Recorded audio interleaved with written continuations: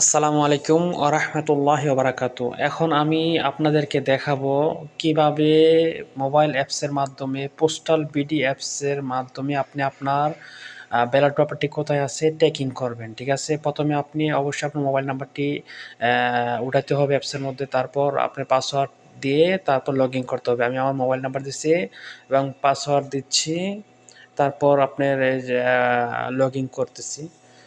Log in করার পর একটু অপেক্ষা করুন, সময় লোডিং হচ্ছে।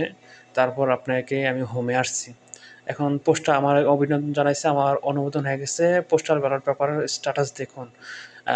এখানে ব্যালট ট্র্যাকিং এটা টাচ করতে হবে। আচ্ছা, আমি আমার প্রোফাইল থেকে ঘুরে আসি।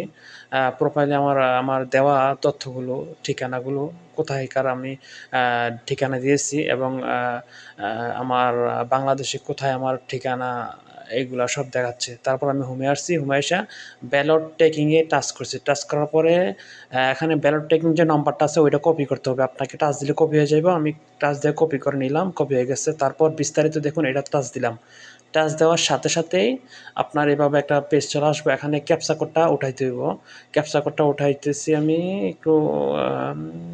তারপর তারপরে সার্চের জায়গায় আমি যে কপি করছি নাম্বারটা ওইটা উঠাইতে হইব। ওইটা সার্চ করবো। দেখেন এখানে আমার সব কিছু চলে আসছে।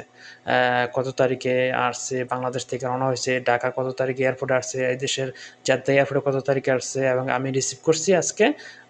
আজকের তারিখ দেখাচ্ছে, দেখছেন? আলহামদুলিল্লাহ। এভাবে আপনারাও ট্র্যাকিং করে আপনার ব্যালট পেপারটি কোথায় আছে আপনারা দেখতে পারবেন। আজকে এই পর্যন্ত। আসসালামু আলাইকুম ওয়া রাহমাতুল্লাহি ওয়া বারাকাতুহু।